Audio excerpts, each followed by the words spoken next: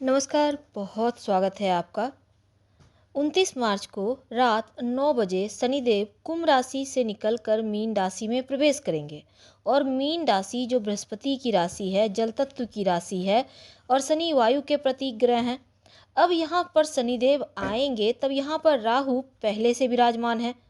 तब 30 मई तक शनिदेव और राहु जब एक साथ होंगे तो ब्रह्मांड में 50 योग बनेगा। तो 30 मई तक राहु मीन राशि में और 29 मार्च से 30 मई तक शनि भी मीन राशि में राहु के साथ। तो शनि राहु की युति हुई। अब जब मीन राशि में 50 योग बनेगा तो ज्योतिष क्या कहता है? देखिए, 50 योग जो है बहुत हद तक अच्छा भी होता है और बुरा भी होता है, अशुभ माना जाता है, लेकिन ये सिर्फ 2 महीने के लिए ही बनेगा। अब राहु जो है मीन राशि में बैठे हैं पहले से, तो बहुत कुछ बदलेंगे, क्योंकि ज्योतिष शास्त्र में जो 50 योग है इसको सकारात्मक फल के साथ नकारात्मक फल देने वाला भी माना जाता है। यानी ये जो योग होता है न शुभ होता है न अशुभ होता है, यानी दोनों होता है। तो चलिए अब हम जानते हैं कि इस 50 योग में कुछ ऐसी शक्तियां हैं जो अदृश्य हैं, या फिर धर्म से जुड़ी हुई है या तंत्र मंत्र क्रियाओं से जुड़ी हुई है। तो ऐसी शक्तियां जो शांत बैठी है लेकिन इस समय वो एक्टिव हो जाएगी। दूसरी सबसे बात यह है महत्वपूर्ण कि जीवन में जिस चीज़ को आप डिजर्व करते हैं वो बहुत ज़्यादा प्राप्ति आप करना चाहते हैं, आप मेहनत कर रहे हैं, अपनी इच्छाओं को बढ़ाएंगे। अब शनिदेव कर्म को देने वाले, राहु आपके इच्छा के कारक, यानी कर्म और इच्छा जब दोनों टकराएगी तब ये योग आपको आगे की ओर ले जाएगा, इच्छाओं को भड़काकर चीज़ों को प्राप्त कराने की तरफ ले जाएगा। तो तंत्र मंत्र इन चीज़ों का जो क्रिया है उसका प्रभाव तो बढ़ेगा। दूसरी तरफ आपकी लाइफ में जो ये मीन राशि में राहु और शनि की युति है तो उस स्थान से संबंधित फल आपको मिलेगा, लेकिन सही तरीके से मिलेगा या चीज़ों को आप गलत तरीके से आप प्राप्त करना चाहते हैं या सही तरीके से प्राप्त करना चाहते हैं, यही चीज़ें आज हम आपको बताएंगे ताकि आप भ्रम में ना हो और जो चीज़ें आपको प्राप्त होनी है शनि राहु की युति से वो आपको प्राप्त हो जाए। यानी अधूरी इच्छा जो पाल रखा है वो पूरा होगा, क्योंकि शनि क्या है? काल रात्रि मतलब अंधेरा। और राहु क्या है?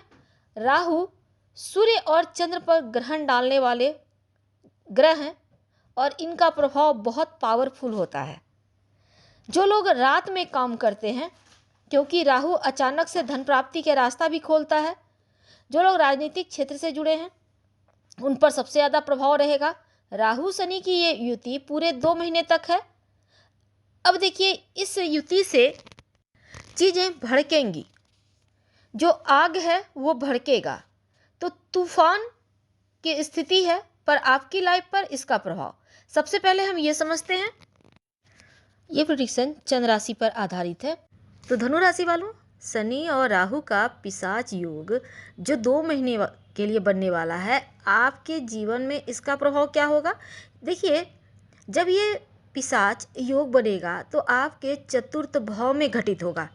अब यहाँ पर बहुत कुछ बदल जाएगा। वैसे भी आपके ऊपर शनिदेव की ढैया भी शुरू हो जाएगी 29 मार्च से।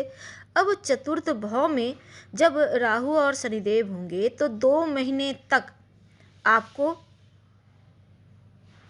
संतान को लेकर, लव रिलेशनशिप को लेकर जो मुंह से भरे हैं उस पर थोड़ा कंट्रोल करें, यानी सबका केयर करें, पर एकदम से भावनाओं में बहकर आप कोई गलत डिमांड के बीच फंस मत जाइएगा। यानी धन खर्च पर भी आपको कंट्रोल रखना होगा। और गलत जो रिश्तों में आप हैं, अगर आप उनसे बाहर निकलना चाहते हैं तो इन 2 महीने के मध्य आप गलत रिश्ते से, गलत अफेयर से आप बाहर निकल जाएंगे। संपत्ति का सुख मिलेगा। नौकरी व्यापार के मामलों में आपको लाभ होने के योग बनेंगे। जहाँ भी नुकसान हो रहा था अब प्रॉफिट में बदल जाएगा, यानी आप प्रयास आपको करना होगा। अब सीधी दृष्टि राहु और शनिदेव का आपके प्रथम भाव पर। अब देखिए, थोड़ी तनाव, थोड़ी परेशानी, थोड़ी बदनामी। तो ऐसे में क्या करेंगे? जो गलत लोग हैं, उन पर भरोसा ना करें। कर्म क्षेत्र पर दृष्टि है तो अधूरे सपने पूरा करने की इच्छा को भड़काएगा राहु, और उस तरफ जब आप बढ़ेंगे तो सपने भी पूरा होंगे। ये जो आपके लिए ब्रह्मांड में पिशाच योग बन रहे हैं, जो व्यापारी भाई हैं उनको सफलता मिलेगी। पिता के साथ तालमेल बनाकर चलें। कोई भी तीसरा व्यक्ति आपके कारोबार में, व्यापार में या किसी कार्य में बाधा उत्पन्न कर रहा था, तो अब राहु और शनिदेव की जो युति है ये इन चीज़ों से बाहर रखेंगे। तो देखिए, अगर आप बच्चों के मोह माया में पड़कर, कई बार होता है कि ज़िंदगी की शुरुआत नहीं कर पाते लोग, तो ऐसा अब आपको हकीकत पता चलेगा और एकदम से चीज़ें बदलती नजर आएगी। अगर वैवाहिक जीवन में रिश्ते खराब थे तो उन चीज़ों से भी आप बाहर निकलेंगे। अब देखिए, अगर आप कर्ज से बहुत ज़्यादा भरे हुए थे, कर्ज मुक्ति के लिए प्रयास कर रहे थे, कर्ज मुक्त नहीं हो पा रहे, तो अब ये वक्त ऐसा है कि अब कर्ज मुक्ति के योग बनेंगे। जो लोग समाज में बहुत पावरफुल हैं उनके साथ तालमेल बढ़ेगा।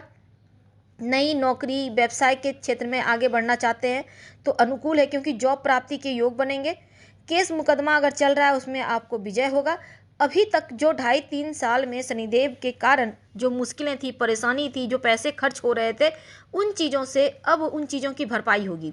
तो शनिदेव और राहु का पिशाच योग आपको आगे ले जाएगा, और झूठ अगर बोलकर किसी भी तरह का आपके ऊपर ब्लेम लगाकर आपके कार्य से आपको, या कार्य में बाधाएं थी, या आपको जॉब वगैरह आपको छोड़ना पड़ गया था, तो वो चीज़ों में आपको विजय मिलेगी। यानी आपका कार्य बन जाएगा। जो भी अटका हुआ कार्य है, डूबा हुआ पैसा है, ये सभी चीज़ें एक बार फिर से रास्ते पे आएगी। और वैवाहिक जीवन में टेंशन था, तो अगर आप रिश्तों को आगे बढ़ाना चाहते हैं तो वो इच्छा भी आपकी पूर्ण होगी, और अगर रिश्तों से साइड होना चाहते हैं तो वो इच्छा भी पूर्ण होगी।